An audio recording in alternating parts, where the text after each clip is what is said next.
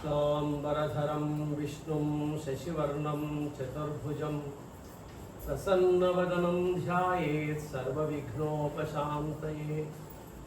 अगजाननपद्मार्कं गजाननमहर्निशम् अनेकदं तं भक्तानाम् एकदन्तमुपास्महे। सच्चिदानन्दरूपाय विश्वोत्पत्त्यादिहेतवे तापत्रय विनाशाय श्रीकृष्णाय वयं नुमः। साक्षात्गा सच्चिदानंद स्वरूपुడు విశ్వం యొక్క ఉత్పత్తి పోషణము లయము చేసేటువంటి అన్నిటికీ ప్రధాన కారకుడు, తాపత్రయాన్ని పోగొట్టేటువంటి వాడు అయినటువంటి కృష్ణ పరమాత్మను నమస్కరిస్తూ ఉంది. యం ప్రవ్రజంతమనుపేతమపేత కృత్యం ద్వైపాయనో విరహ కాతుర ఆజుహావ పుత్రేతి తన్మయతయా తరవోభినేదుకం సర్వభూత హృదయం మునిమానతోస్మి. అన్ని ప్రాణులకు కూడా ఆత్మస్వరూపుడుగా ఉన్నాడు.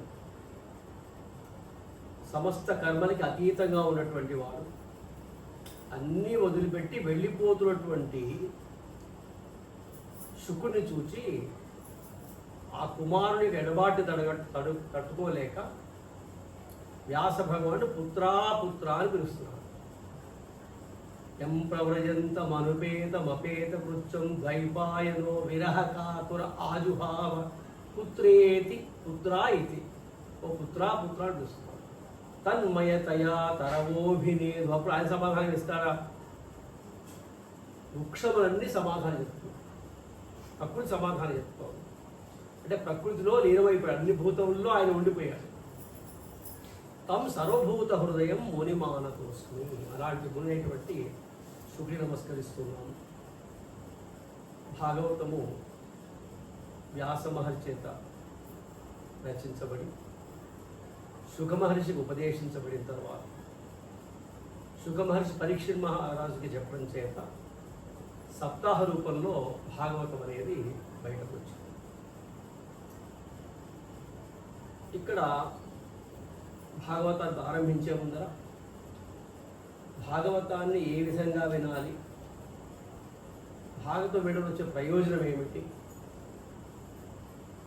భాగవతాన్ని ఎవరికి చెప్పారు, ఎందుకు చెప్పారు, మనం ఏం ప్రయోజనాన్ని పొందుతాం వినటం వల్ల అనేటువంటి విషయాలు చెప్పడం కోసమే ఒకరోజు ముందుగా భాగవతంలో చెప్పలేదు ఈ విషయాలు. పద్మపురాణాంతర్గతంగా భాగవత మహాత్మ్యం అక్కడ చెప్పారు.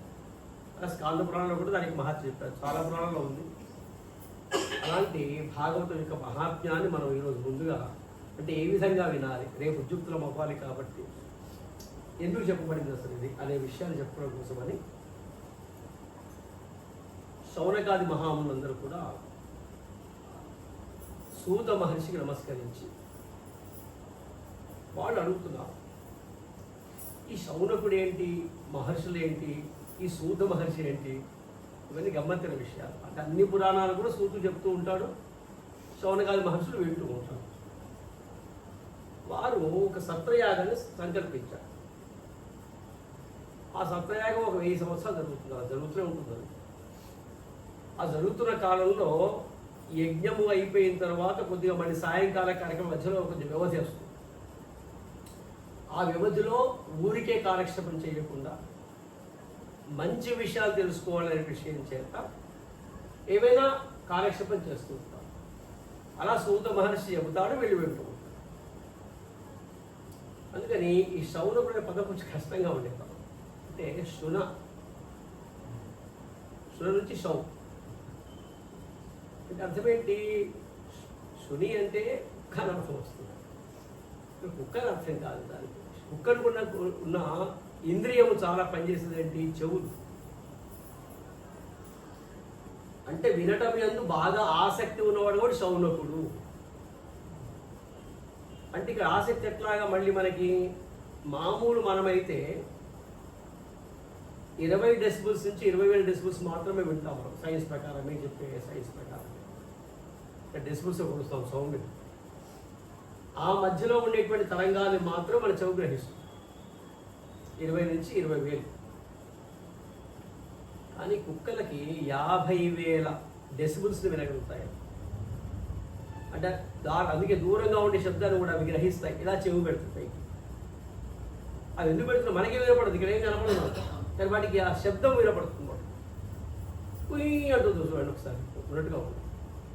అంటే వినికిడి పైన దృష్టి ఉండడం లక్షణం ఇక్కడ, అందుకు శౌనకుడు.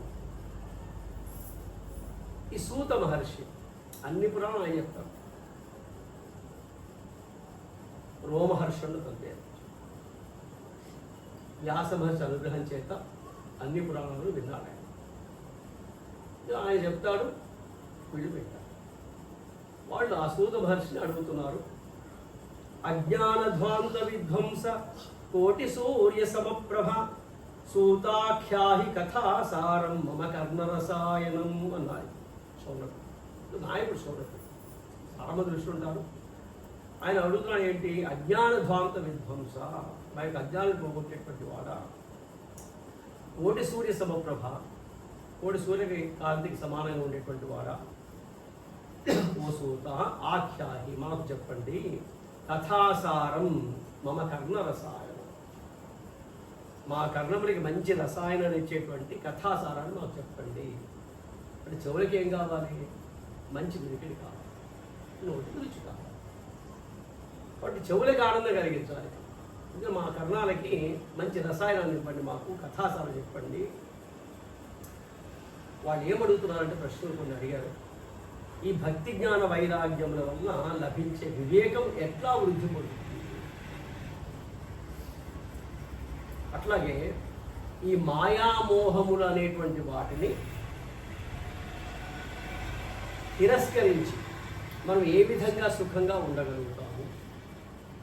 అందరూ మోహంలో పడేటువంటి వాళ్ళమే, మాయాలో ఉండేటువంటి వాళ్ళమే, బంధంలో ఉండేటువంటి వాళ్ళమే. దీన్ని తిరస్కరించి ఎలా సుఖంగా ఉండగలం, ప్రశాంతంగా నిశ్చింతగా ఎలా ఉండగలము. కలికాలం మహాభయంకరమైంది కదా, ప్రజలందరూ కూడా ఆసురీ స్వభావాలు కలిగి ఉంటారు.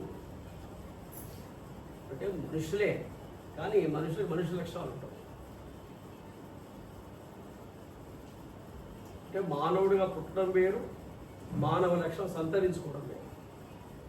మనందరూ నిజంగా మనుషులు ఏమైనా అంటే ఆకారంలో మనుషులు, గుణముల దృష్ట్యా కానీ, స్వభావాల దృష్ట్యా కానీ, చర్యల దృష్ట్యా కానీ మనం ఎవరో మనకు తెలుసుకోవాలి, చెప్పక్కర్లేదు.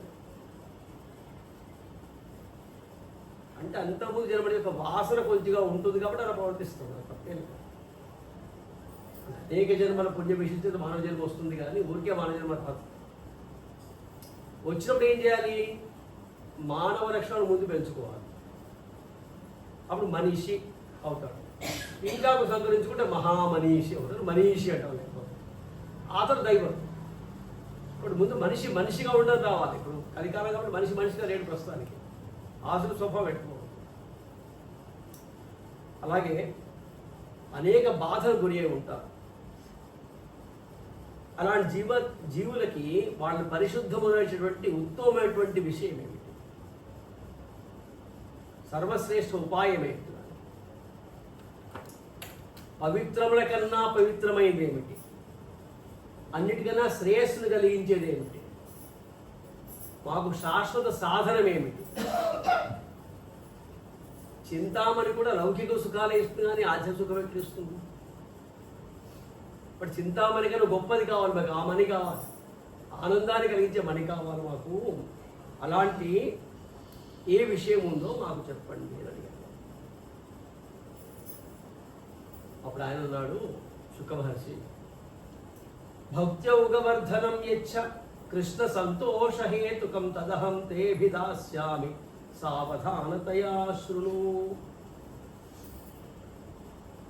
కృష్ణుని ప్రసన్నము చేసుకోవడానికి కారణమైనటువంటి సాధనము మీకు చెబుతాను.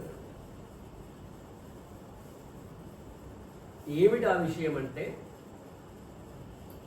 కాల వ్యాల ముఖ గ్రాస త్రాస నిర్నాశ హేతవే శ్రీమద్భాగవతం శాస్త్రం కలో కీరేన భాషితం.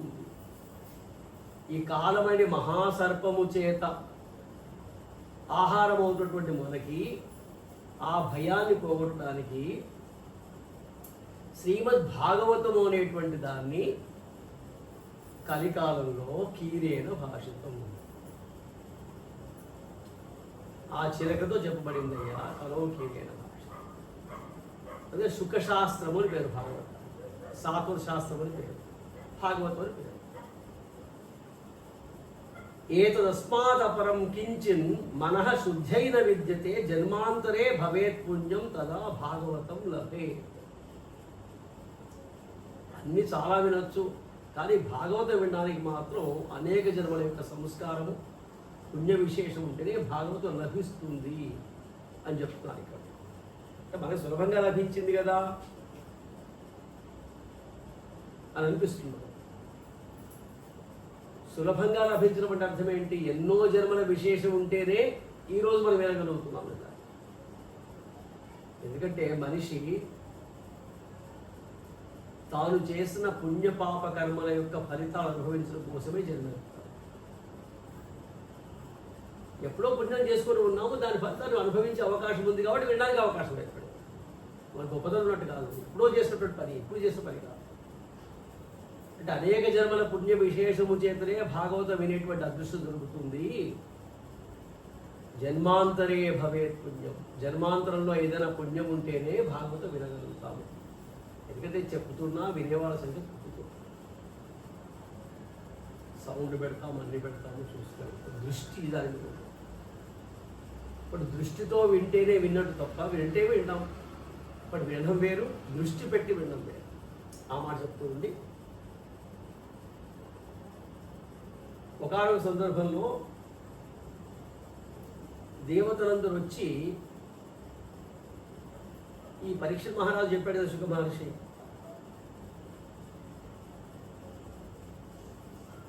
కాబట్టి పరీక్షిత్ మహారాజు బతకాలి కదా, వినడం అందుకోసమే కదా.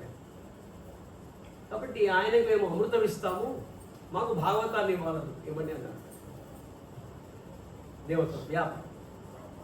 అప్పుడు శుక మహర్షి అనుకున్నాడు, ఇది ఇచ్చి తీసుకోవడం ఏంటి, ఇస్తున్నామో వాయిన పుచ్చుకుంటాం ఆయన అంటే భాగవతాన్ని మాకు ఇవ్వండి, దాని బదులు అమృతం ఇస్తాం. సమస్య పరీక్షిత్ మహారాజు బతకడమే కదా.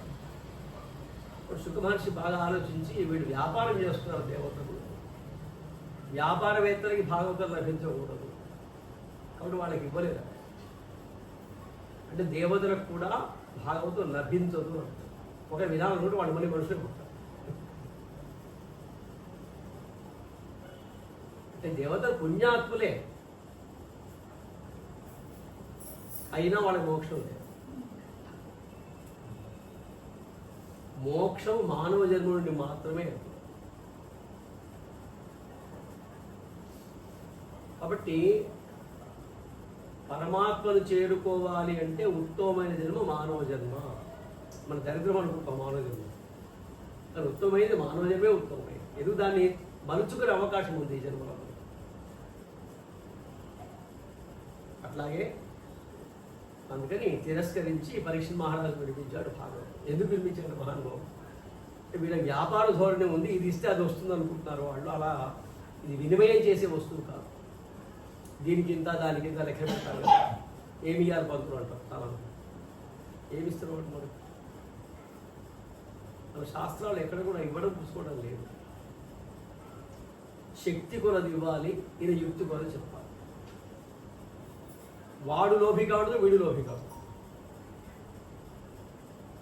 అంటే వినేటప్పుడు చెప్పుకునేటప్పుడు లోభత్వం పనికిరాదు. ఇక్కడ కర్మ చేసేప్పుడు లోభత్వం పనికిరాదు. వాడిని పీడించి మనం తీసుకోవాల్సిన అవసరం లేదు. వాడు సంతోషంగా ఇవ్వాలి, మనం సంతోషం తీసుకొని తృప్తి పడాలి. ఇది వినిమయం అంటే అట్లా ఉండాలి. అందుకే మన భారతదేశంలో విలువ లేదు ప్రత్యేకించి కంపారిజన్. దీనికి ఇంత, దానికి ఇంత, 3 పైసలకి ఇంత, 5 పైసలకి ఇంత, 10 పైసలకి ఇంత అని ఉండదు. ఒక్కో సమయానికి చిన్న వస్తువైనా పెద్ద ధర ఉండొచ్చు. దానికి ఈ ధరతో సంబంధం, విలువతో సంబంధం. అందుకని అట్లాగే ఒకను ఎందుకు ఇంత చేశాడు శుక మహర్షి అనుమానం వచ్చింది బ్రహ్మదేవుడికి. అదేంటి భాగవతాన్ని ఇవ్వకుండా, అమృతం తీసుకోకుండా శుభమర్షి భాగవతం పరీక్షమని చెప్పాడని అన్ని పురాణాలు శాస్త్రాలన్నీ ఒక పల్లెల్లో వేసి భాగవతం ఒక పల్లెల్లో వేస్తే ఇవన్నీ పైకి వెళ్ళిపోయాయి. బ్రహ్మదేవుడు దాన్ని చూస్తే ఇది మాత్రం బలంగా అలాగే ఉంది. ఎందుకయ్యా అంటే భాగవతం సాక్షాత్తుగా కృష్ణ స్వరూపం. అంటే కృష్ణుడే అక్కడ ఉన్నాడు, గ్రంథం కాదు. ఎక్కడో ఉంటాడు కృష్ణుడు అనుకోవడం ఏంటి, విగ్రహంలో ఉంటాడు అనుకోవడం ఏంటి? కలికాలం ప్రవేశించే ముందర ఆయన భాగవతాల్లోకి ప్రవేశించి ఆయన వెళ్ళిపోయాడు. ఇప్పుడు భాగవతం ఎందుకంత ఉత్కృష్టత పొందింది అంటే కారణం సాక్షాత్తుగా పరమాత్మ యొక్క గ్రంథము, పరమాత్మ స్వరూపమే, వాంగ్మయ రూపం అంటాం ఇక్కడ. రాముడి యొక్క వాంగ్మయ రూపం రామాయణం. అట్లా కృష్ణ పరమాత్మ యొక్క వాంగ్మయ స్వరూపం అంటే భాగవతం. పఠనాత్ శ్రవణాత్ సద్యో వైకుంఠ ఫలదాయకం. దీన్ని పఠించినా లేదా విన్నా కూడా సద్య అన్నాడు ఇక్కడ. ఇక్కడ రెండు వస్తాయి మనకి. దేవీ భాగవతం ఉంది, విష్ణు భాగవతం రెండు. దేవీ భాగవతం కర్మ మార్గాన్ని చూపించి మెల్లిమెల్లిగా క్రమముక్తి ప్రసాదిస్తుంది, అది ముక్తి ప్రసాదిస్తుంది. కానీ విష్ణు భాగవతం సజ్జోముక్తి, వెంటనే ముక్తినిస్తుంది, కర్మతో సంబంధం లేదు. అందుకని ఇతర పురాణాల కన్నా కూడా ఉత్కృష్టంగా ఎందుకు వచ్చింది ఈ పురాణం అంటే కారణం ఇది సజ్జోముక్తినిచ్చేటువంటిది. దానికి ఉదాహరణే పరిశుద్ధ. అందుకని ఎందుకు ఈ విధంగా తూచబడింది, ఎందుకు అదంత బలంగా ఉంది అంటే కృష్ణ పరమాత్మ స్వరూపం తెలుసుకోవడం బ్రహ్మదేవుడు. అంటే తన్మయత్వతో వినాలి తప్ప ఇది ఏదో 4 మాటలు ఉంటాయి, పుణ్యం వస్తుంది, పురుషార్థం వస్తుంది. మన సాధన ఎందుకు వినాలనుకుంటాము? పుణ్యం వస్తుంది. పుణ్యం వచ్చి ఏం చేస్తుంది? ఏం చేసుకుంటుంది పుణ్యం? ఇప్పుడు సుఖం లేదనా, ఇంకా సుఖం కావాలి. సాధనలు కోరుకునే విషయం ఏంటి? సుఖం సుఖం సుఖం. అసలు సుఖం ఎక్కడుంది? సుఖాన్ని గురించి ఆలోచన, సుఖం నిజంగా ఉందా మనకి? మంచి రుచికర ఆహార పదార్థాలు తిన్నాము, అప్పుడు బాగానే అనిపించింది, తర్వాత మొదలైంది కాబట్టి అలగాడి. ఇప్పుడు సుఖం అరిగించుకుంటే బాధపడాలి, ట్యాబ్లెట్స్ వేసుకోవాలి. ఆలోచించండి ఒకసారి. ఏ పదార్థం మనకి సుఖాన్ని ఇస్తుంది? ఇచ్చినా తాత్కాలిక ఇస్తుంది తప్ప మనకి ఎంతో గొప్ప సుఖాన్ని ఇవ్వదు. అందుకే అన్ని సుఖాలు కష్టభూయిష్టమైనవే తప్ప సుఖమంటూ ప్రత్యేకించలేదు. అందుకని సుఖం అనేటువంటి ఆలోచన వదిలిపెడితే ఆనందానికి వెళ్ళాలందుకు సుఖం కాదు. సుఖము కానీ దుఃఖము కానీ రెండు కూడా వికారాలే, మానసిక వికారాలు. ఒకటి చూస్తే సంతోషం, ఒకటి చూస్తే దుఃఖం వస్తుంది. అంటే ఇది చూస్తే సంతోషం, అది చూస్తే దుఃఖం ఏంటి? రెండింటి చూసినప్పుడు మనసులో వచ్చే వికారమే అది. కష్టమనే భావన ఉంటే దుఃఖం వస్తుంది, సుఖమనే భావన ఉంటే ఉపయోగపడుతుంటే సుఖం అనిపిస్తుంది, సంతోషం అనిపిస్తుంది. ఇక్కడ రెండు భావాలు ఎక్కడ వచ్చాయి? మన మనసులో వచ్చాయి వికారాలు. ఇప్పుడు సుఖ దుఃఖాలు ఇవన్నీ వికార సంబంధించి తప్ప ఆనంద సంబంధించిన విషయం. ఆనందం ఎప్పుడు వస్తుంది నిజానికి? ఏ వికారము లేకపోతే ఆనందం. మొదట సచ్చిదానంద రూపాయ అని చెప్పాం. సత్ చిత్ ఆనందం తెలిసిన విషయమే. అస్తి ఇది సత్ నిర్వచనం. ఉన్నది కాబట్టి సత్ అన్నాను. ఉన్నది ఏమున్నదని మరి తెలియదు. నాకు ఎవరు ఎనపడిందా? ఏమున్నది? ఉంది అంటాం. ఏముంది నిజాన్ని? ఉంటే ఎప్పుడు అట్లాగే ఉందా? రేపు కూడా ఉందా? తర్వాత కూడా ఉందా? అంతకుముందు ఉందా? ఈ పుస్తకం అంతకుముందు లేదు, ప్రింట్ అయ్యాక పుస్తకం వచ్చు కొంతకాలానికి. అప్పుడు ఇది ఉన్నట్ట? ఒకప్పుడు ఉన్నది, ఒకప్పుడు లేదు. కానీ శాస్త్రం ఏం చెప్తుంది? ఉంటే ఉండాలి, లేకపోతే లేకపోతే. అస్థి అన్నాం. అందుకే లేదు అనేవాడు ఉన్నానని ఒప్పుకుంటాడు, లేదు అనేది ఉన్నది. ఉంటేనే మనం అస్థి అంటాం, లేదెట్లా ఉంటుంది? లేకపోతే మనం తెలియదు ఆ విషయం. కాబట్టి ఉన్నదే తెలుస్తుంది తప్ప లేని తెలియదు. కాబట్టి ఉన్నదేదో, ఎల్లప్పుడూ ఉన్నదేదో, శాశ్వతమైంది ఏదో అదే సత్పదార్థం అని గ్రహించాలి. అందుకే అస్థి సత్ అంటే అక్కడ అస్థి అనే పదం అది. అందుకే ఆస్తికులు. ఉన్నది అని నమ్మేవాడు వాడు వీళ్ళందరూ ఆస్తికులు అవుతారు. నాస్తికులు లేదని నమ్మేవాడు. పరమాత్మ ఏం లేదంత ప్రపంచమే ఉంది వాళ్ళ దృష్టిలో. మన దృష్టిలో ప్రపంచం లేదు, పరమాత్మే ఉన్నాడు. ఒకటి ఏమున్నది అంటే పరమాత్మ ఉన్నది అని చెప్పుకోవాలి కదా. ఒకటి ఉన్నది చిత్త జ్ఞానం. ఈ ఉన్నది ఏమిటో తెలుసుకోవడానికి ఉపయోగపడే జ్ఞానం. ఆనందం అని చెప్తాం. అది వికారం లేకుండా ఉండే స్థితి. ఈ మూడు గలవాడు పరమాత్మ. అంటే ఎల్లప్పుడూ శాశ్వతంగా ఉండేవాడు, పరిపూర్ణ జ్ఞానముతో ఉండేవాడు, ఏ వికారము లేకుండా ఉండేవాడు. వాటి వికారాలు లేకుండా ఉండేవాడు ఎవరు తెలియదు. మనకి వికారం లేదా? వాటి ఏ వికారము లేకుండా ఎల్లప్పుడూ జ్ఞాన రూపంలో ఉండేవాడు ఎవరైతే ఉన్నారో. జ్ఞానం కనబడుతుందా? అది తెలుసుకోవచ్చు తప్ప ఏం చెప్పడానికి అవకాశం లేదు. ఉదాహరణకి తేనె తీయగా ఉంటుంది చెప్పారు. మళ్ళీ అడుగుతాడు అబ్బాయి, తేనె ఎట్లా ఉంటుంది? తీయగా అంటే ఏంటంటాడు. చక్కెరలాగా ఉంటుందా? బెల్లంలాగా ఉంటుందా? వాడు తీపి తిన్నాడు, కొన్ని వస్తువులు తిన్నాడు, లడ్డూలాగా ఉంటుందా? మళ్ళీ తీయగా ఉంటుందని చెప్పినా కదా అంటాం మనం. వాడు మళ్ళీ పెడుతున్నాడు, దీనిలాగా ఉండదని మనకు కూడా తెలుసు. ఇప్పుడు ఏం చేయాలి? వాడికి నోట్లో తేనె చుక్కేస్తాడు, మళ్ళీ ప్రశ్నిస్తాడు. వాడు వస్తువులో ఉందా? అది వస్తువు గుణంలో ఉంది. వాడు గుణాన్ని గ్రహించగలి. పరమాత్మ గుణాన్ని గ్రహించదు. పరమాత్మ ఈ రూపంలో ఉంటాడు, అట్లా ఉంటాడు, ఇట్లా ఉంటాడు, అట్లా ఉండనే ఉండదు. వాడు తేనె నోట్లో వేస్తేనే తేనె రుచి తెలిసినట్టుగా పరమాత్మను తెలుసుకోవడం ఉంటుంది తప్ప చూడడం అనేది ఉండదు. అందుకే జ్ఞాన స్వరూపుడు.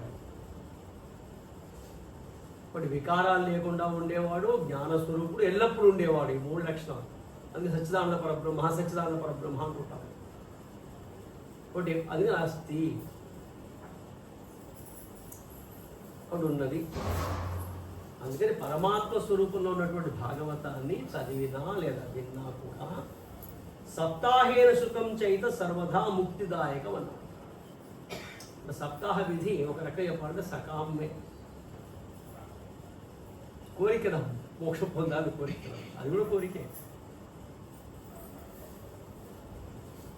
ఇప్పుడు సప్తాహేన శృతం అన్నాడు. కానీ సప్తాహంలో తెలుసుకోగలుగుతాము భాగవతాన్ని చాలా కష్టం. ఎందుకోసం అంటే 7 రోజులు భాగవతం చెప్తాను అంటే చాలా కష్టం, వింటాను చాలా కష్టం.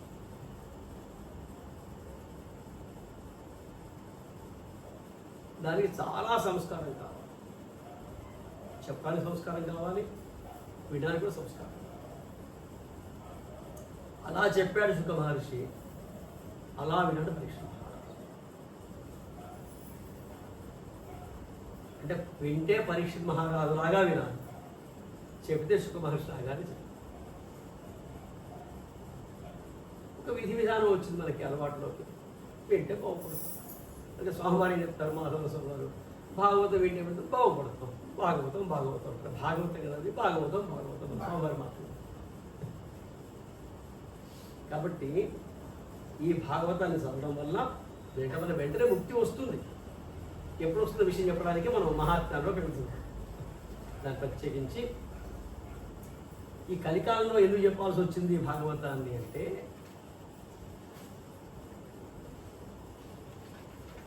కలికాలంలో ప్రజలందరూ అసత్యవాదు, సోమరితనం గలవాడు. ఏమనుకోకండి, నేను చెప్పట్లేదు, శాస్త్రం చెప్పిన వాస్తవం. బుద్ధిహీనుడు అంటే మన బుద్ధి లేదా అంటే వెంటనే కోపం వస్తుంది. బుద్ధి లేదా అంటే మరి ఎంత కోపం వస్తుంది? మనకి ఏ బుద్ధి ఉంది?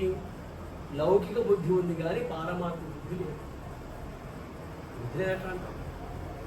జంతువుకి బుద్ధి ఉంది, మనకు బుద్ధి ఉంది. జంతువులు కూడా బుద్ధి ఎలాంటిది? వాటి జాతిని గుర్తిస్తాయి, లింగభేదాన్ని గుర్తిస్తాయి, యజమాన్ని గుర్తిస్తాయి, తమ జాతి సంక్రమణ ఇవన్నీ గుర్తిస్తాయి, మైథునాన్ని గుర్తిస్తాయి. నిద్ర ఉంటుంది, భయం ఉంటుంది, ఆకలి ఉంటుంది. మనకి మాత్రం ఏముంది? ఇంక ఆహార నిద్ర భయమైథునాన్ని సమానమే అని చెప్పారు. ఇవి సమానమే. మానవ జన్మకి ఏముంది? కొంచెం బుద్ధి వికాసం ఉంది. వాటికి ఆ బుద్ధి వికాసం లేదు, అంతవరకే పనిచేస్తున్నాం. అది అనుభవించడానికి పుట్టాయి, మనం మార్చుకోవడానికి పుట్టాం. కాబట్టి అవి అనుభవిస్తే కానీ ఆ జన్మ పోదు. వాటి మానవుడు మాత్రము తాను అనుభవించేటువంటి పరిస్థితిని చూసి కొద్దిగా ఆలోచించగలిగి విచక్షణను పెంచుకొని తప్పు తెలుసుకొని సన్మార్గంలో ప్రవేశించడానికి ఒక అవకాశం కల్పిస్తూ పరమాత్మ ఇచ్చినటువంటి అవకాశమే మానవ జన్మ. మిగతా జన్మల్లో మోక్షం వచ్చే అవకాశం లేదు. సరే, శ్రీశైల మహాత్మ ఉంది, మన తర్వాత చెప్పుకుంటాం. కాళహస్తి ఇవన్నీ కొన్ని ఉన్నాయి. ఏనుగు రాలేదా, సర్పం రాలేదా, సాగు రాలేదా మోక్షం అంటే ఏమొచ్చింది మనకు తెలియదు. ఆ విషయం మోక్షం వచ్చిన వాళ్ళకి మోక్షం చెప్తాడా? దీనికి అందుకని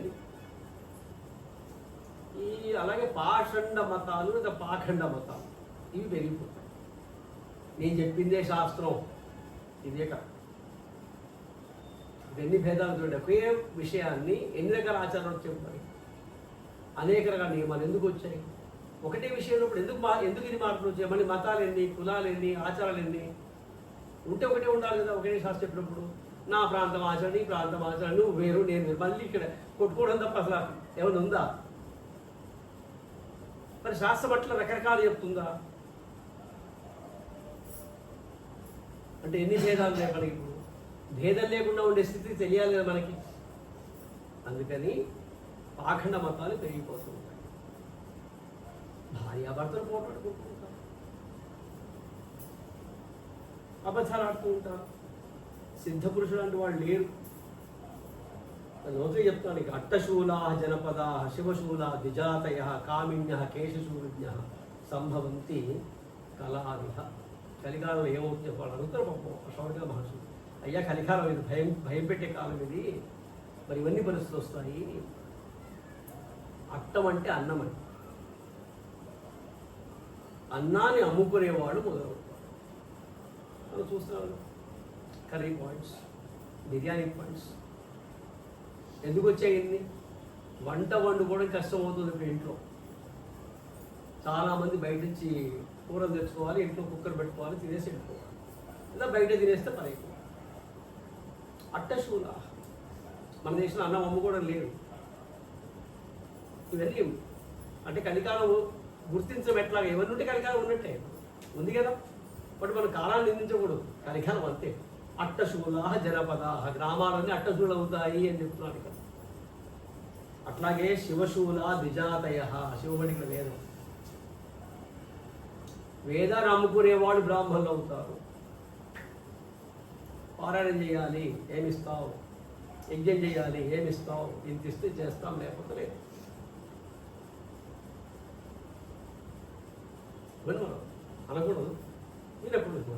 అందుకే ఇట్లా మూసుకుంటారు. కానీ చెప్తున్నారు ఇక్కడ. అట్లాగే కామిన్య కేశశూన్య, స్త్రీలు వ్యభిచారం చేస్తారు, సంభవంతి కలవు. కాబట్టి ఇవన్నీ మార్పులు వస్తుంటాయి. అందువల్ల ఎట్లా అని ఆలోచిస్తున్నారు. అందుకని మరి ఏం చేయాలి కలికాలం అంటే కేశవ కీర్తనమే చేయాలి. పెద్ద అవకాశం కలికాలం ఏంటంటే అన్నిటికన్నా గొప్ప అవకాశం. మిగతా యుగాల్లో ఉన్నటువంటి అనేక ఇబ్బందుల కన్నా కలికాలంలో చిన్న ఉపయోగం ఏంటంటే మనకి కలే నామస్మరణ. యత్ఫలం నాస్తి తపసా న యోగేన సమాధిన తత్ఫలం లభతే సమ్యక్ కలౌ కేశవ కీర్తన. కలికాలంలో కేశవ కీర్తన వల్ల అన్నీ దొరుకుతాయి. తపస్సు వల్ల దొరకదు. కలికాలంలో యోగము చేయడం రాదు. కాబట్టి ఆ ఫలమంతా కూడా కేవలం నామస్మరణ చేయడం ద్వారా వస్తుంది. కాబట్టి కలవు నామస్మరణ చెప్పారు. దాన్ని చెప్తూ ఉండి ఇంకా చెప్పాలి, బృందావనం అనేది చాలా గొప్ప ప్రాంతం. కృష్ణ పరమాత్మ తిరిగినటువంటి ప్రాంతం. అది ఉనికి చేతనే పరమ పవిత్రమవుతుంది. అలా ఉన్న సందర్భంలో ఆ సూత మహర్షి చెప్తున్నాడు విషయాన్ని. భక్తి, జ్ఞానము, వైరాగ్యం ముగ్గురున్నారు. భక్తి ఏమో చిన్న వయసులో ఉంది, యవ్వనవతిలో. జ్ఞాన వైరాగ్యాన్ని ముసలితనం. ఆమె యవ్వనవతిగా ఉందని ముఖమంతా వాడిపోయింది, బలహీనంగా ఉంది. అంటే అలా జ్ఞాన వైరాగ్యాలు పూర్తి కృషించిపోయి ఎలా వాగిపోయి ఉన్నాయి. భక్తి పర్వాలేదు కూర్చొని ఉంది. ఆ జ్ఞానవైరాగ్యాలు ఇద్దరు కొడుకులు ఆమెకు. ఆమె ఏడుస్తుంది. అప్పుడు ఈ నారదుడు అన్నీ తిరుగుతూ వస్తున్నాడు. వస్తూ ఉండి ఇక్కడికి వచ్చాడు. ఆ భక్తి చూసి, ఎవరమ్మా నువ్వు, ఎందుకు ఏడుస్తున్నావంటే, వీళ్ళిద్దరు నా కొడుకులు ముసలివాళ్ళుగా ఉన్నారు, శుష్కించిపోయి ఉన్నారు, లేవలేకుండా ఉన్నారు వాళ్ళు. నేను కూడా బలహీనంగా ఉన్నాను, పెద్దగా బలం లేదు నాకు. ఇంకప్పుడు ఆయన, ఇది పవిత్ర ప్రదేశం కదా, ఇక్కడ ఎందుకు ఇలా ఉంది పరిస్థితి? నా పేరు భక్తి అంటారు, వీళ్ళిద్దరు నా పుత్రులు, జ్ఞాన వైరాగ్యాలు. అప్పుడు ఆమె కొంచెం చెప్పాడు, అమ్మ కలికాల ప్రభావం ఇది. కలికాలం కావడం చేత బ్రాహ్మణులు కూడా అన్నానికి ధనానికి ఆశపడుతూ ఉంటారు. కథలు చెప్పినా కూడా సారహీనంగా ఉంటాయి. దుర్మార్గులు, కపటులు ఎక్కువ మంది ఉంటారు. ఇలాంటి వాడు తీర్థస్థానంలో ఉండగా తీర్థస్థానం యొక్క పవిత్రత కూడా తగ్గిపోతూ ఉన్నది. మోహంతో కూడుకున్నటువంటి దృష్టజీవులు అవుతున్నారు ప్రజలందరూ కూడా. తపస్సు యొక్క ప్రభావం నశించిపోతూ ఉన్నది. కాబట్టి ఈ విధంగా ఉండేటువంటి కలి కారణంగా ఈ విధంగా ఉంది. అయినా ఆ కృష్ణ పరమాత్మ కౌరవుని కాపాడాడు, ద్రౌపదిని కాపాడాడు, ఆ కౌరవు నుంచి పాండవుని కాపాడాడు, గోపకుల్ని ఉద్ధరించాడు. కాబట్టి ఆయన ఒకప్పుడు నిన్ను సృష్టించి నా భక్తులు పోషించమని చెప్పాడు ఆయన. అయితే కృష్ణ పరమాత్మ వెళ్ళిపోయినప్పుడు నువ్వు కూడా అక్కడ వెళ్ళావు, ఛాయ రూపంలో భక్తి ఇక్కడ. కాబట్టి ఛాయ రూపంలో భక్తి కాబట్టి కొంచెం బలహీనంగా ఉంది ఇక్కడ. అప్పుడు నువ్వు భక్తిని సృష్టించినప్పుడు పరమాత్మ నేనేం చేయాలని అడిగావు. నువ్వు అడిగితే నా భక్తులు పోషించు, వాళ్ళతో ఉండమని చెప్పాడు ఆయన. కానీ పరమాత్మ ఎప్పుడైతే వైకుంఠానికి వెళ్ళిపోయాడో అందువల్ల భక్తి తగ్గిపోయింది కాబట్టి నువ్వు బలహీనంగా ఉన్నావు. నిన్ను ఉద్ధరించడం కోసమే ప్రతి ఒక్క వ్యక్తి యొక్క హృదయంలో భక్తిని సృష్టించాడు పరమాత్మ. నిజానికి అది మరుగుపడిపోయింది, దాన్ని ఉద్ధరించాలి. కాబట్టి అప్పుడు ఆవిడ చెప్పింది, నేను ద్రవిడ దేశంలో పుట్టాను, కర్ణాటక ప్రాంతానికి వెళ్ళి కొద్దిగా పెరిగాను, మహారాష్ట్ర అక్కడిక్కడ పెరిగాను, దూర దేశానికి వెళ్తే అక్కడ పూర్తిగా తగ్గిపోయాను. నేను అక్కడంతా కూడా రకరకాల పాప పనులు చేసేవాళ్ళు ఉన్నారు. నా పిల్లలు అసలు లేవడం లేదు. అంటే బృందావనానికి వచ్చాను నేను ఇక్కడికి, ఏమైనా కొంచెం ఉద్ధరించబడతానేమో వచ్చాను, కొంచెం పర్వాలేదు కానీ వీళ్ళిద్దరు ఇలాగే ఉన్నారు. అంటే అప్పుడు ఆ నాలుగు వారు, నువ్వు ఇబ్బంది పడదు, నేను వాడిని లేపి ప్రయత్నం చేస్తాను అని తనకు తెలిసి అనేక రకాల ఉపనిషత్తుల యొక్క సారాన్నంతా చెప్తుంటే ఏ భక్తి జ్ఞానమా లేవు, ఏ వైరాగ్యమా లేవు అని పాపం చెప్పాడు వాళ్ళందరూ. చెప్పాడు కానీ అవి ఇలా లేచి కళ్ళు మొదలు పెట్టుకొని మళ్ళీ పడుతుంది. అదేంటి వాళ్ళకి తెలియట్లేదు. అప్పుడు నా మాటలు వృధా అయిపోయాయి కదా అని బాధేసింది నాకు. ఎట్లా దీనికి మార్గము అని ఆలోచిస్తూ ఉంటే ఆకాశవాణి ఒక మాట చెప్పింది. ఏమిటంటే, సత్కర్మ చెయ్యి, సత్కర్మకు అవకాశం ఏర్పడుతుంది నీకు అని చెప్పి. ఇప్పుడు సత్కర్మ ఏమిటని ఆలోచిస్తారు. ఏం సత్కర్మ చేయాలి, ఎవరు చెప్తారు దాన్ని? ఆదేశించింది ఆకాశవాణి. సత్కర్మ చేస్తే వాళ్ళు వృద్ధిలోకి వస్తారు. అలా అన్ని తిరిగితే బదరీ క్షేత్రానికి వచ్చి, ఆ బదరీ క్షేత్రానికి వచ్చి ఇక్కడ తపస్సు చేస్తేనేమైనా దొరుకుతుందేమో సత్కర్మ అనుకుని అక్కడికి వచ్చినప్పటికీ అక్కడికి అనుకోకుండా సనకుడు, సనందుడు, సత్కు, సరస్వతి నలుగురు కుమారులు వచ్చారు. వాడు కుమారుని పిలుస్తున్నప్పటికీ కూడా వాళ్ళు ఎప్పుడు 5 ఏళ్ల వయసులో ఉంటారు అంటారు. అంటే ఎంత వయసు వచ్చినా 5 ఏళ్ల ప్రాయంలో ఉండేటువంటి వాళ్ళుగానే ఉంటారు. అంటే ఏ మాయ లేకుండా మోహం లేకుండా ఉంటారు, సంపూర్ణ జ్ఞాన స్వరూపంలో ఉంటారు, ఎప్పుడు కుమార వయసులోనే ఉంటారు. అలాంటి వాళ్ళు కనపడి, ఏమయ్యా నారదా, నువ్వు కంగారు కనపడుతున్నావు ఏంటి, అలసిపోయి కనపడుతున్నావు, నీ ముఖంతో వారిపోయింది ఏంటి, నువ్వు ఎప్పుడు ఉత్సాహంగా ఉంటావు, పరమాత్మను కీర్తిస్తూ తిరుగుతూ ఉంటావు, నువ్వెందుకు బాధపడుతున్నావు అర్థం కావట్లేదు మాకంటే. ఏం చెప్తున్నాయ్యా, ఇలాగా పరిస్థితి ఉంది, ఆ జ్ఞాన వైరాగ్యం ఎంత చెప్పినా లేవటం లేదు అవి అన్నప్పుడు వాళ్ళు, అది కాదు నాయన, ఆ జ్ఞాన వైరాగ్యాలు పెరగాలి అంటే, భక్తి పెరగాలి అంటే భాగవతాన్ని వినాలి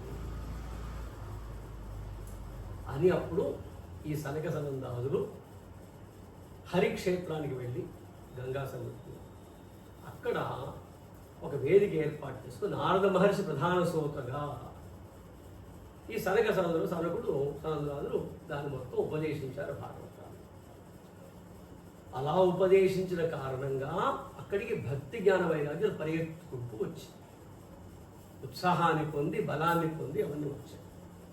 కాబట్టి అంటే ద్రవ్యముతో కానీ, తపస్సుతో కానీ, యోగముతో కానీ, స్వాధ్యాయంతో కానీ ఏమి చేసినా కలికాలంలో పెద్దగా మనకి ప్రయోజనం ఉండదు. కానీ పరమాత్మయందు భక్తి మాత్రమే, ఈ భాగవత కథా శ్రవణమే భాగవతమే ఉద్ధరిస్తుందని చెప్పడం కోసమని ఈ భక్తి జ్ఞాన వైరాగ్యాలకు బలము చేకూర్చే సన్నివేశాన్ని మొదటి ఘట్టంగా చెప్పారు.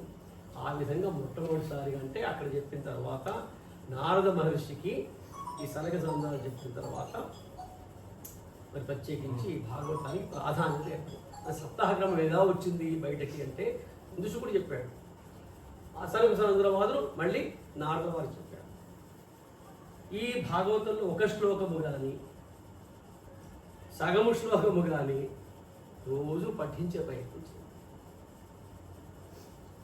ఇది వేదముల యొక్క ఉపనిషత్తుల యొక్క సారం.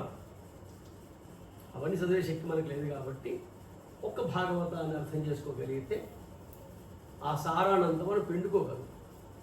కాబట్టి ఆ సారాన్ని భాగవతంలో పెట్టడం జరిగింది అని చెప్పి వాళ్ళు ఆ తర్వాత భాగవతం వినడానికి ప్రత్యేక నియమం అంటే ఏమీ లేదయ్యా, నిరంతరం వినవే శ్రేయస్సు. ఎప్పుడు వినాలి భాగవతం? రోజు వినండి, నిరంతరం వినండి.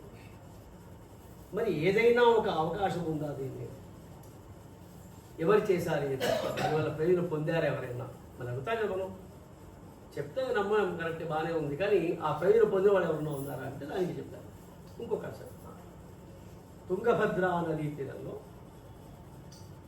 ఒక శ్రేష్ఠమైన పట్టణం ఉంది. అక్కడ ఆత్మదేవుడు అనేటువంటి ఒక బ్రాహ్మణుడు ఉన్నాడు, మంచి వేదశాస్త్రం తెలిసినట్టున్నాడు, బాగా తెలిసినవాడు, మంచి కర్త, జ్ఞానం గలవాడు, భక్తుడు, కర్మిష్ఠి అన్నీ ఉండి. ఆయనకి ఒక భార్య ఉంది, దుందులి. దుందులి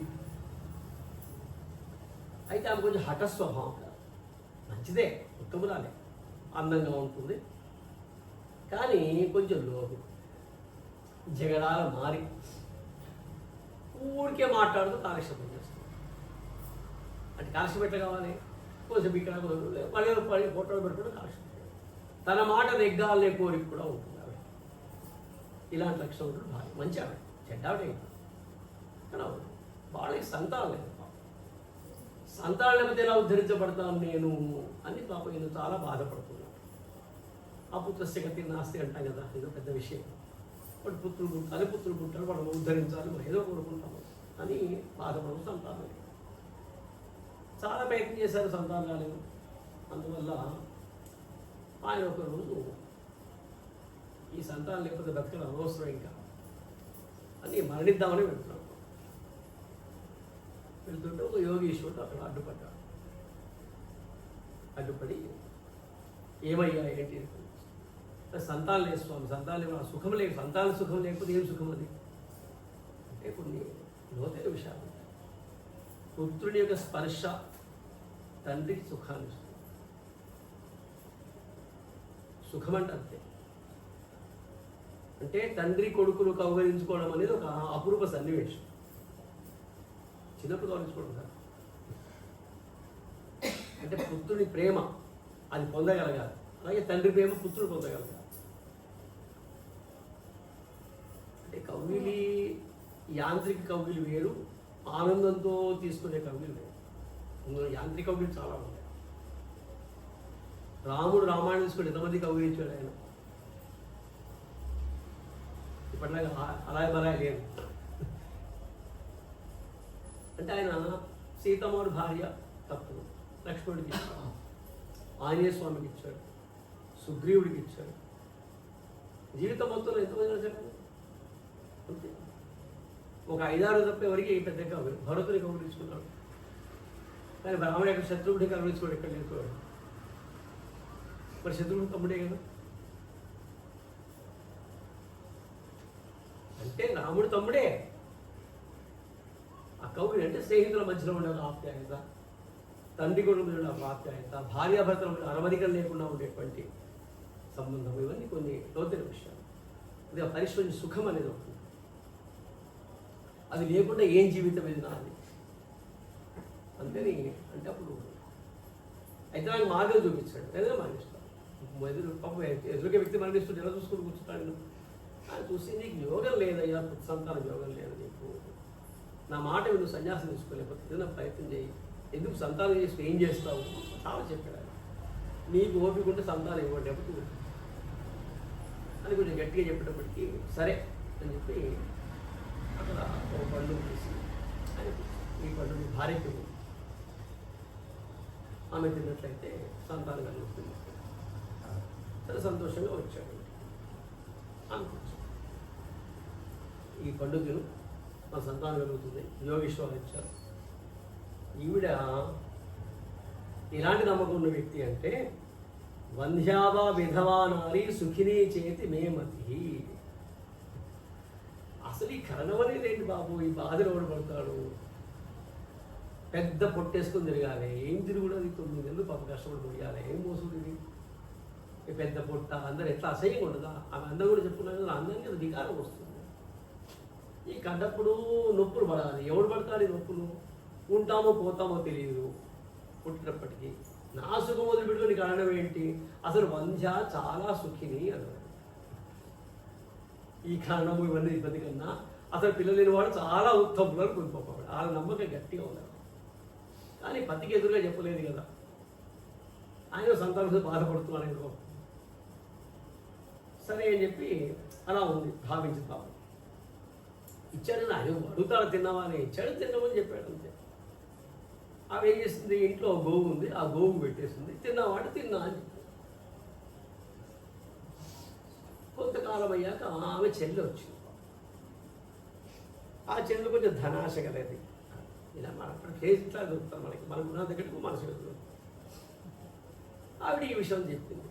ఇప్పుడు ఎట్లా పరిస్థితి అది, పండు తిన్నా అని చెప్పాను, గర్భం రావడానికి దగ్గర పండుగ గోవు పెట్టింది.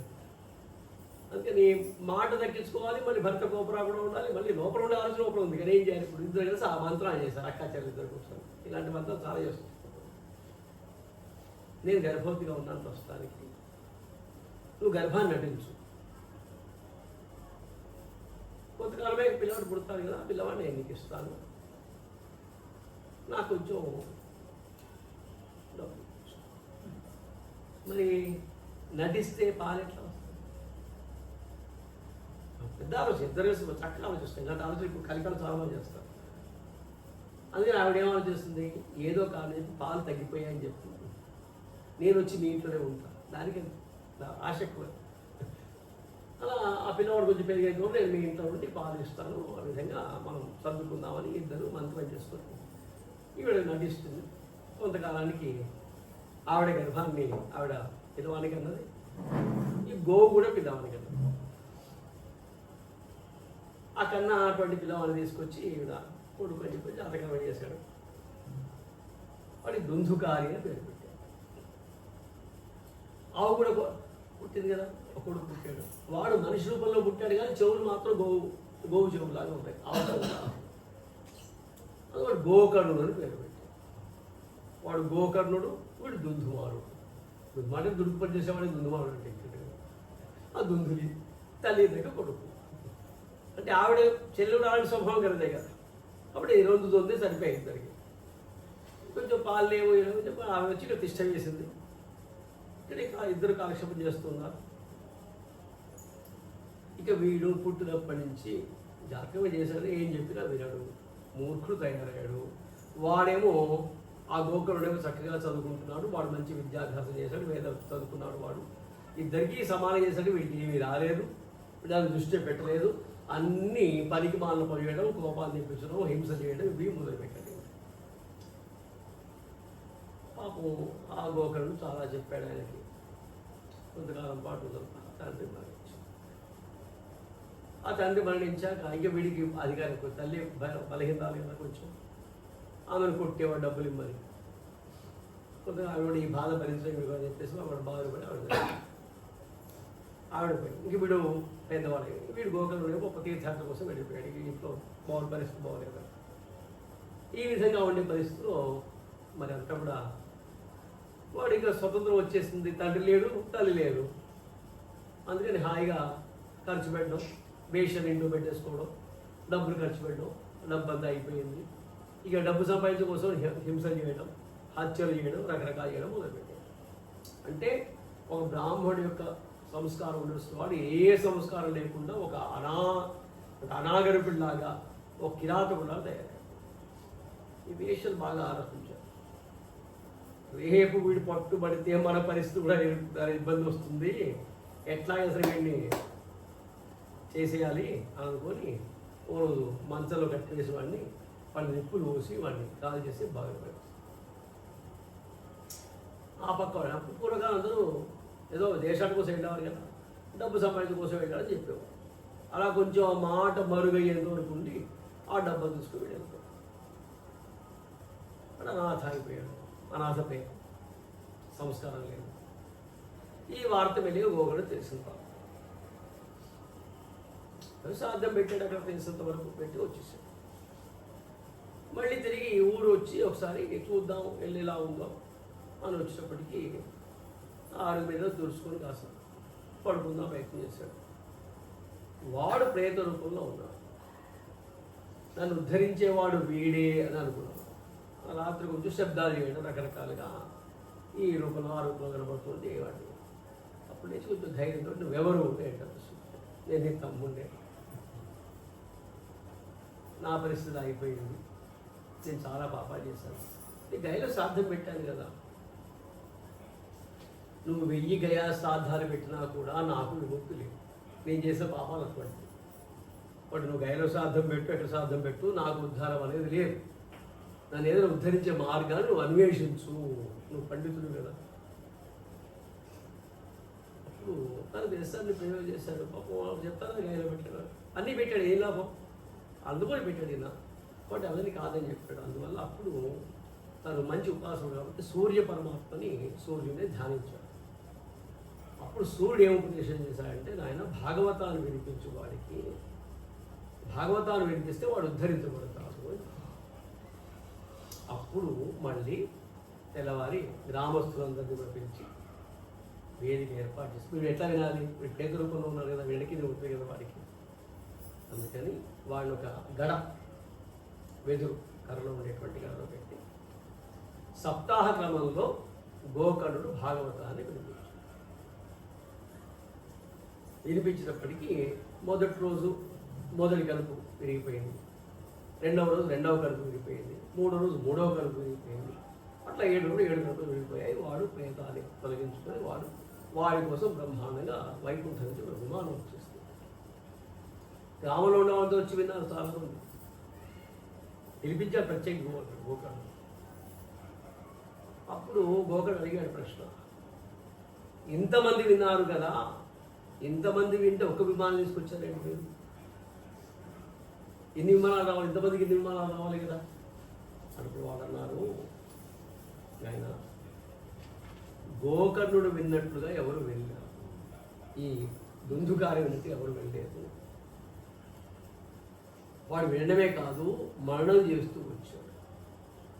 అందుకే మనం వినడము, శ్రవణము, మననము, నిధిధ్యాస, అభ్యాసం, నిధిధ్యాసన ఆనందం. వినడం ఒక ఎత్తు, దాన్ని మళ్ళీ మరణం చేయాలి, దాన్ని మళ్ళీ ధ్యానంలో ఉంచుకోవాలి.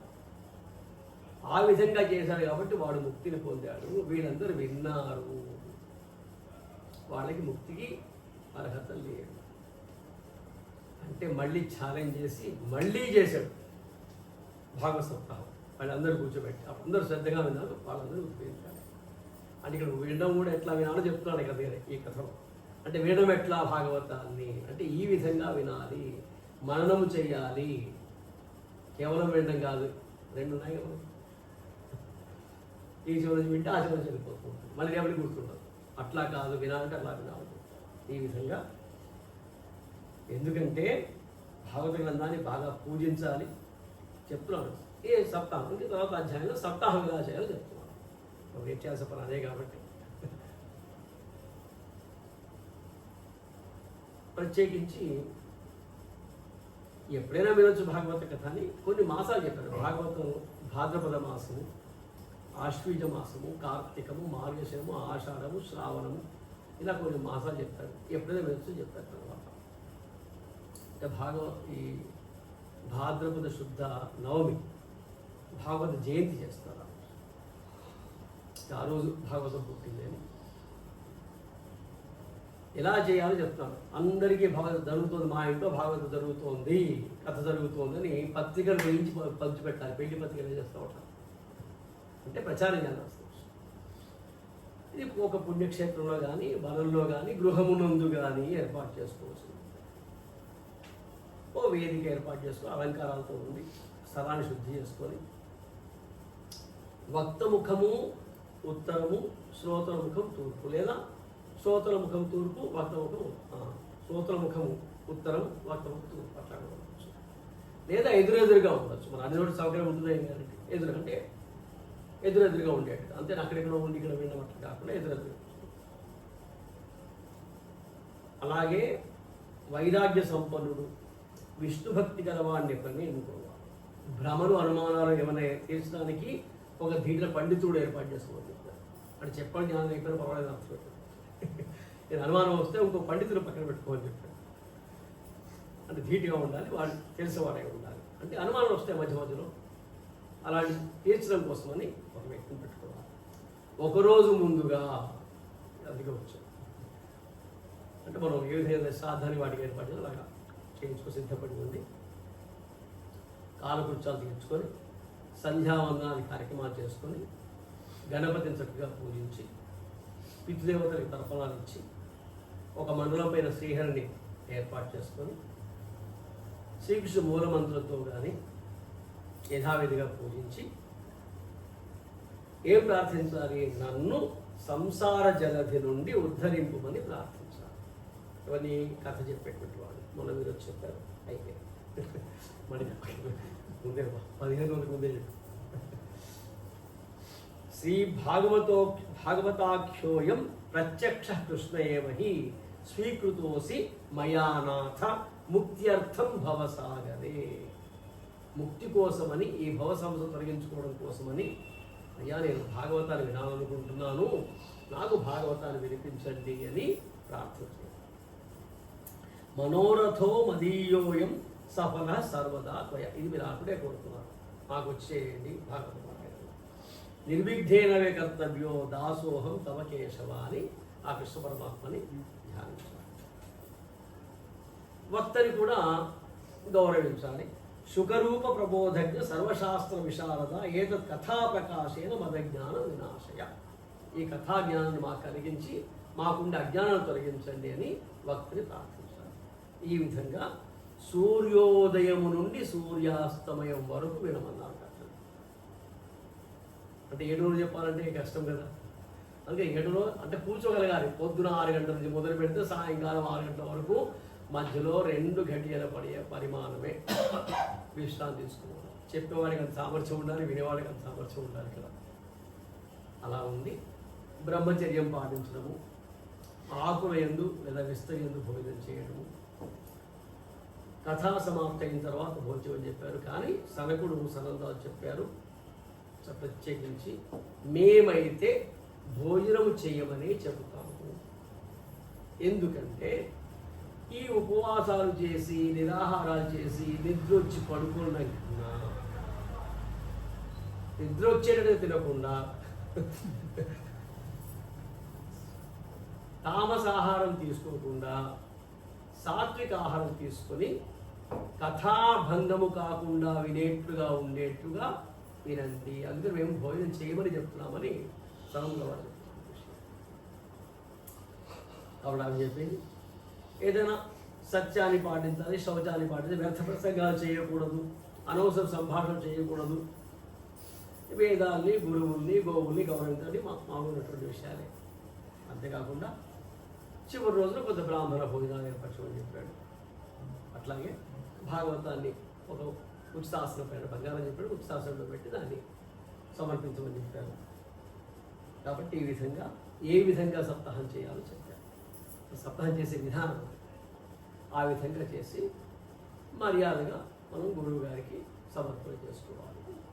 ఇది భాగవత వినేటువంటి పద్ధతిని ఈ విధంగా ఏర్పాటు చేస్తుంది. మొత్తానికి ఇది శ్రీమద్భాగవతం పురాణ తిలకం యద్వైష్ణవానాం ధనం యస్మిన్ పారమహంసమేవ మమలం జ్ఞానం పరం గీయతే ఎత్ర జ్ఞాన విరాగ భక్తి సహితం నైష్కర్మ్యం ఆవిష్కృతం తచ్ఛృణ్వన్ ప్రపఠన్ విచారణపరో భక్త్యా విముచ్యేన్నరః.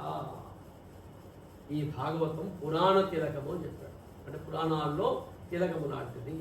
అట్లాగే వైష్ణవుల యొక్క ధనం ఇది. భాగవతులు అంటాం మనం. వైష్ణవుల పదం ఎందుకు వచ్చింది? విష్ణువుని ఆరాధించేవారు కాబట్టి వైష్ణవులు వచ్చింది. నిలుగుట్టు అడ్డపుట్టు కాదు విషయం. మనసు ఇల్లు పెడితే వైష్ణవుడు అడ్డం పెడితే ఉపాసన చేసేప్పుడు ఆ ఉపాస్యమూర్తి మనం హృదయంలో ఉండిపోవాలి, ఆ రూపం పొందాలి. కాబట్టి ఉపాసన వేరు.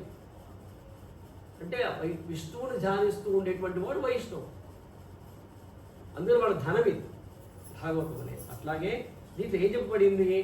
పారమహంసమేవ మమలం జ్ఞానం పరం గీయతే. పరమహంసల జ్ఞానము చెప్పబడింది దీంట్లో. అంటే జ్ఞానముతోనే ముక్తి వస్తుంది తప్ప కర్మతో కాదు అని శాస్త్రం ఉంది. కాబట్టి మరి కర్మ ఎందుకు చేయాలి? కర్మ చేస్తే చిత్తశుద్ధి ఏర్పడుతుంది. చిత్తశుద్ధి ఏర్పడితేనే జ్ఞానము పొందడానికి అవకాశం ఏర్పడుతుంది. మనము పాలు పట్టడానికి పాత్ర ఏం చేస్తాం? శుభ్రంగా గడుస్తాం కదా. పాత్ర అంతా మన శుభ్రం లేకుండా మీరు చక్కటి పాలు తీసుకొచ్చి వేసినా కాస్తే విరిగిపోతాం. కాబట్టి పాత్ర శుద్ధి కావాలి మొట్టమొదటి. మనకి పాత్ర ఏంటి? మన యొక్క బుద్ధి, ఇప్పుడు మన చిత్తం. ఆ చిత్తము శుద్ధి కావాలి. చిత్తము శుద్ధి కాకుండా మీరు ఏం పోస్తారు దాంట్లో? అంటే అమృతంలాగా ఉండేటువంటి జ్ఞానాన్ని పోయాలంటే ముందు మన చిత్తశుద్ధి కావాలి. వాటి చిత్తశుద్ధి కావడం కోసం కర్మ చేయమని చెప్తారు. కర్మ చేస్తే చిత్తశుద్ధి వస్తుంది. చిత్తశుద్ధి వస్తే జ్ఞానం వస్తుంది. జ్ఞానం వస్తే ముక్తి వస్తుంది. అదే భగవద్గీతలో జ్ఞానే పరిసమాపన చెప్పారు. అన్ని కర్మలు ఎక్కడ లయమవుతాయంటే జ్ఞానంలో లయమవుతాయి. లేకపోతే కర్మతాలు ఫలితాలు అనుభవించాలి. వాటి కర్మల యొక్క ఫలితాలు అనుభవించకుండా మనము జ్ఞానము పొందితే ముక్తి వస్తుంది. వాటి భాగవతం ఆ విధంగా జ్ఞానాన్ని కలిగజేస్తుంది. కాబట్టి ఇది పరమాంశులకు జ్ఞానాన్ని ప్రసాదిస్తుందయ్యా.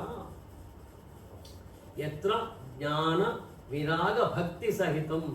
జ్ఞానము, వైరాగ్యము, భక్తి ఈ మూడింటిని కలిపి చెప్పేటువంటి నైష్కర్మ్యం అన్నాడు ఇక్కడ. అంటే కర్మ లేకుండా ఉండే స్థితి రావాలి. ఆవిష్కృతం తచ్ఛృణ్వన్, అది వినడం చేత, ప్రపఠన్ చదవడం చేత, విచారణపరః విచారము చేయడం చేత.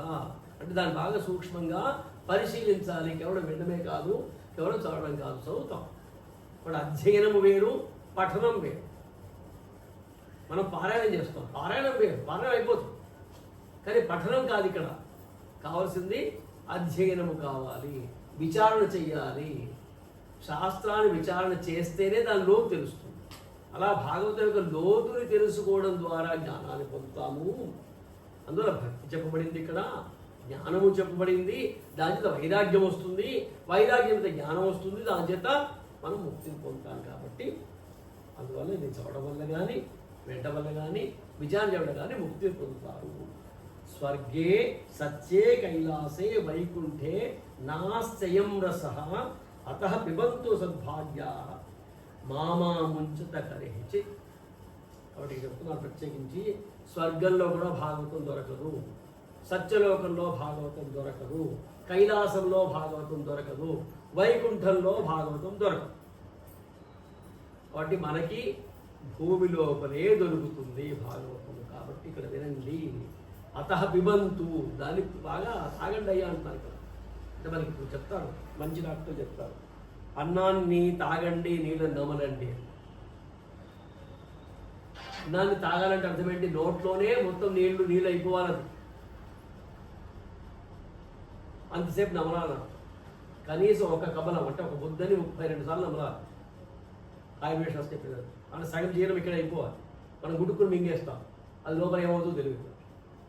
కాబట్టి భోజనం 5 నిమిషాలు ముగించామా 10 నిమిషాలు ముగించామా ముఖ్యం కాదు, 45 నిమిషాలు కూర్చొని హాయిగా భోజనం చెప్పి శాస్త్రం.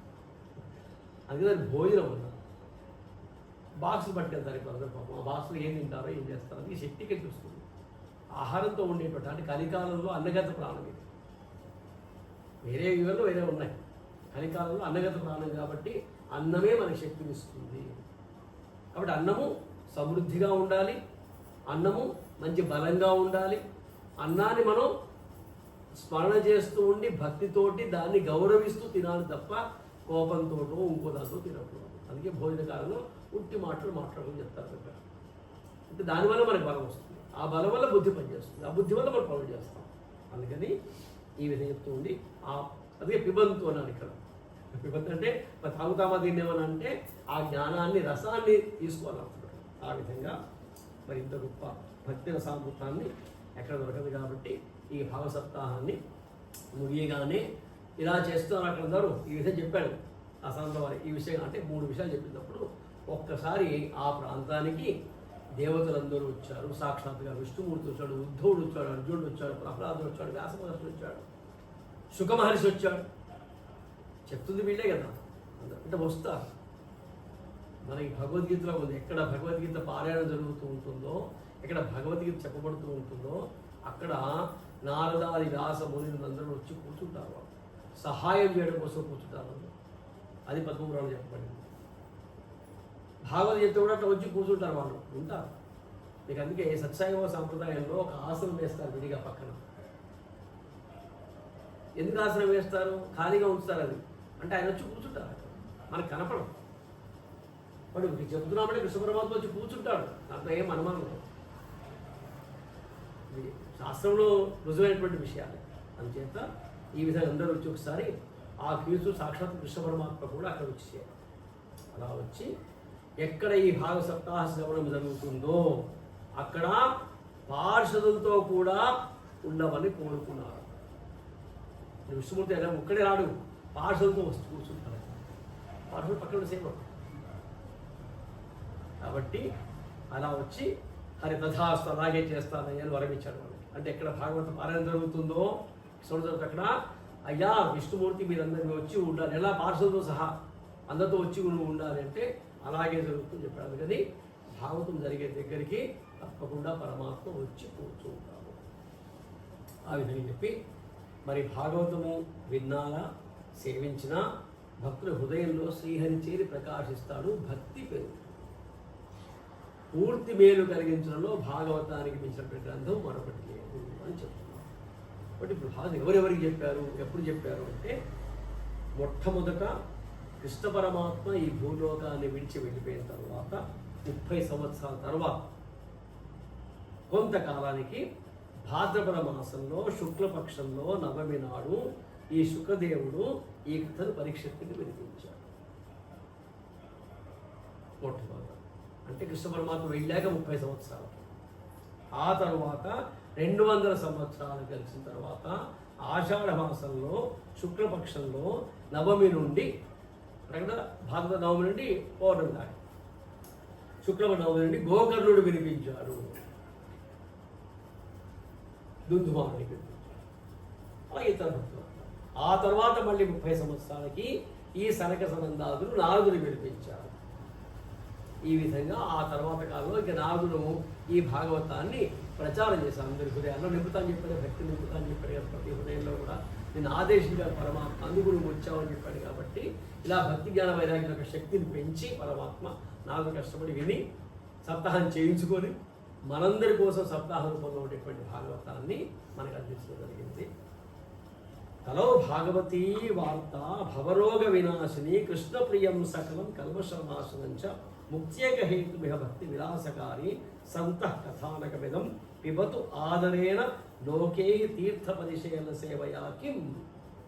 ఈ లోకంలో తిరుగుతూ ఎదురు కాలక్షేత్ర తీర్థయాత్రలో మరి ఎదుగుతూ దేహాన్ని పాడు చేసుకుంటారు, ఒళ్ళు పాడు చేసుకుంటారు. ఎవరి నన్ను మళ్ళీ తీర్థ పరిచయం దానిలో ఏ ప్రయోజనం ఉంది? వినండి. ముక్తి ఇచ్చేటువంటి ఒక భాగవతం ఉంది, దాన్ని హాయిగా వినండి. కూర్చొని దగ్గర వినండి చెప్తున్నాడు. ఎక్కడికో తిరిగి ఆ దర్శనం ఈ దర్శనం, ఏ దర్శనం లేదు మనకి. కాబట్టి ఇక్కడ ఉండి దర్శించుకోండి పరమాత్మని. భాగవతం యొక్క గొప్పతనాన్ని ఈ విధంగా మనకి వివరించారు. స్వస్తి ప్రజాభ్య పరిపాలయంతాం న్యాయేన మార్గేణ గోబ్రాహ్మణేభ్య శుభోస్త్రిత్యం లోకా సమస్తా సుఖినో భవంతు. కాళే వర్షతు పర్జన్య పృథ్వీ సృష్టిశాలిని దేశోయం క్షోభరహితో బ్రాహ్మణా సదేహయాః అపుత్రాః పుత్రస్సంతు పుత్రస్సంతు పౌత్రిణః అధనాస్తథనాస్సంతు జీవంతు శరదాం శతం. చరితం రఘునాథస్య శతకోటి ప్రవిస్తరం ఏకైకమక్షరం ప్రోక్తం మహాపాతకనాశనం. రామాయ రామచంద్రాయ రామచంద్రాయ వేదసే రఘునాథాయ నాథాయ సీతాయ.